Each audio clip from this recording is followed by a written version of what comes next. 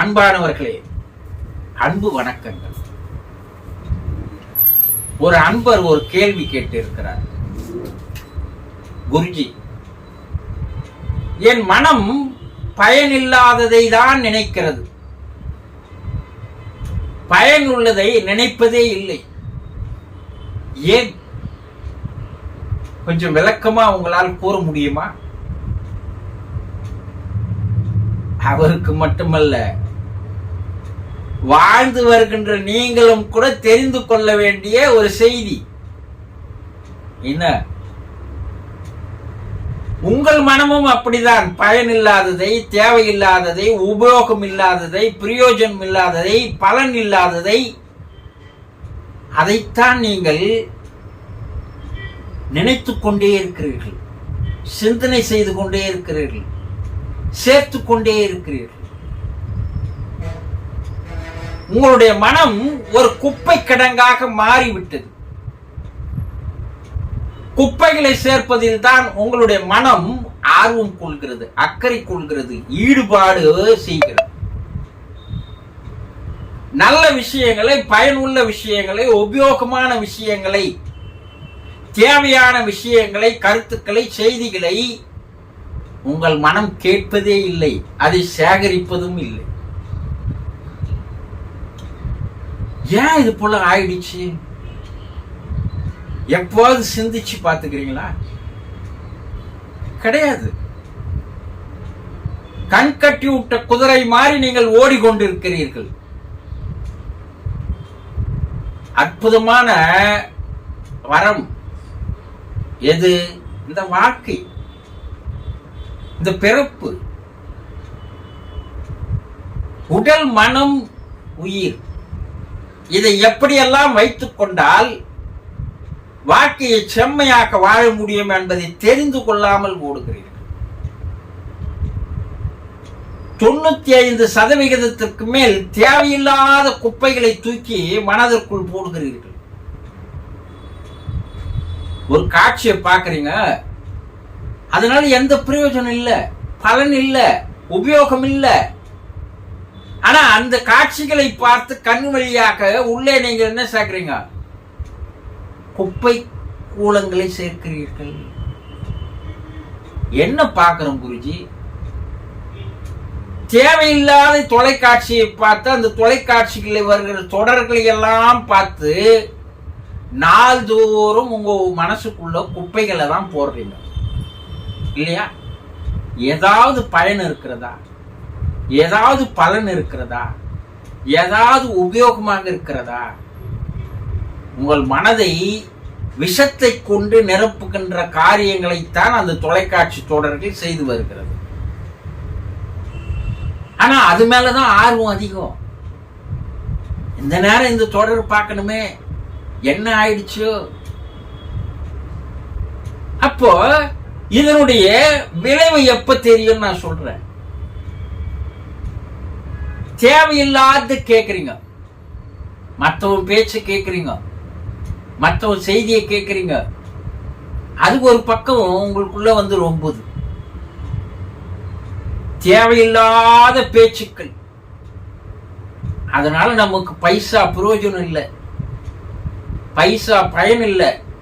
நம்ம வாழ்க்கையில அந்த பேச்சுக்கள் நம்மை உயர்த்த போவதில்லை. அவன் இப்படி இருக்கிறான், அவன் இப்படி பண்றான், இவன் இப்படி ஆட்சி பண்றான், இவன் இது போல பண்றான், இவன் லஞ்சம் வாங்குறான். ஏதாவது உங்களுக்கு அது பயன் இருக்கிறதா கொஞ்சம் யோசனை பண்ணுங்க.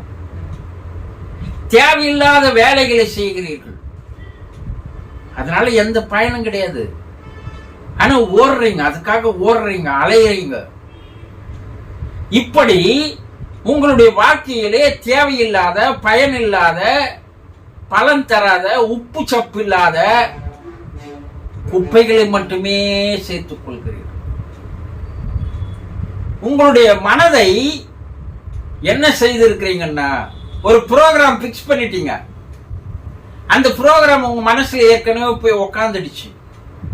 அதை யாரு தயார் பண்ணதுன்னா நீங்க தான். அப்ப அந்த ப்ரோக்ராம் நீங்க என்ன ரெடி பண்ணீங்க? இந்த கண்களால் தேவையில்லாத காட்சிகளை பார்ப்பதில் தான் எனக்கு ஆர்வம் இருக்கிறது, ருசி இருக்குது. இப்படி ஒரு எண்ணம் உங்களுக்குள் ஏற்பட்டு விட்டது.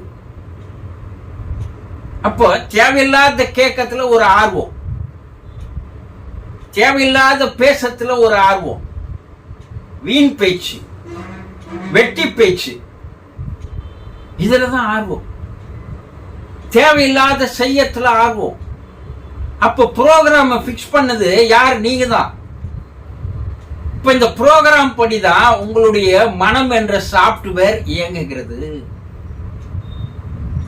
அது வேற செய்ய முடியாது. ஏற்கனவே நீங்க ஆல்ரெடி ப்ரோக்ராம் செய்து வச்சுட்டீங்க. அப்ப அதுபடிதான் உங்க மனம் செயல்படும். உங்க மனம் அப்படிதான் குப்பைகளை தான் எடுத்தாந்து உள்ள கொட்டும். அது உங்களால் தடுக்க முடியாது. ஆல்ரெடி ப்ரோக்ராம் செட் ஆயிடுச்சு. இப்போ மனம் என்ற சாப்ட்வேர் எப்படி வேலை செய்யுதோ அதே போல் தான் உடல் என்ற ஹார்ட்வேரை வேலை செய்யும். இல்லையா? கொஞ்சம் சிந்திச்சு பாருங்க. கொஞ்சம் ஆழமா நிதானமா இது யோசனை செய்து பாருங்க. எதுக்கு இது? இப்படி நீங்கள் வீணான, பயனில்லாத, தேவையில்லாத விஷயங்களை, கடந்த காலங்களை பற்றி நினைத்துக் கொண்டிருப்பது, எதிர்காலமாய் பற்றி கனவு கண்டு கொண்டிருப்பது, இதுவும் தேவையில்லாத குப்பைகள் தான். கடந்து போனவை தான். அந்த குப்பைகளை மறுபடியும் எடுத்து போட்டு உங்களுடைய மனசை ஒரு நாத்தம் அடிச்ச ஒரு கடங்காக மாற்றுகிறீர்கள். நடக்க போவாதை நினைத்து கனவு காண்கிறீர்கள். நிகழ்காலத்தில் வாழ்வதை மறந்து விடுகிறீர்கள். யாரோ எப்போ பேசின பேச்சு இப்போ கவனத்திற்கு வருகிறது. இல்லையா? அவமானங்கள், கடந்து போன அவமானங்கள், கடந்து போன ஏமாற்றங்கள், இந்த நிகழ்ச்சிகள் எல்லாம் உங்க மனசுல அடிக்கடி வருது. அந்த குப்பியை மேலும் மேலும் அழுக செய்கிறீர்கள். அப்ப என்னதான் செய்யணும் குருஜி? இதனால் எல்லாம் உங்களுடைய உடலில் இருக்கின்ற ஜீவகாந்த சக்தி படிப்படியாக குறைந்து வருகிறது. உங்களுக்கு இறைவனால் தரப்படுகின்ற அந்த சக்தியை வீணான விஷயங்களில் நீங்கள் செலவழித்து வருகிறீர்கள். அதற்கு அந்த சக்திகளுக்கு மதிப்பு என்பதே கிடையாது. அளப்பரியது, மகத்தானது, மதிப்பு வாய்ந்தது, விலை கொடுத்து வாங்க முடியாதது, யாராலும் தர முடியாதது எது? உங்களுக்கு இருக்கிற சக்தி. அந்த சக்தியை யார் சிக்கனமாக செலவு செய்து நல்ல விஷயங்களுக்காக, பயனுள்ள விஷயங்களுக்காக, தேவையான விஷயங்களுக்காக செலவு செய்கிறானோ அவன் வாழ்க்கையிலே அனைத்தையுமே அடைந்து விடுகிறான்.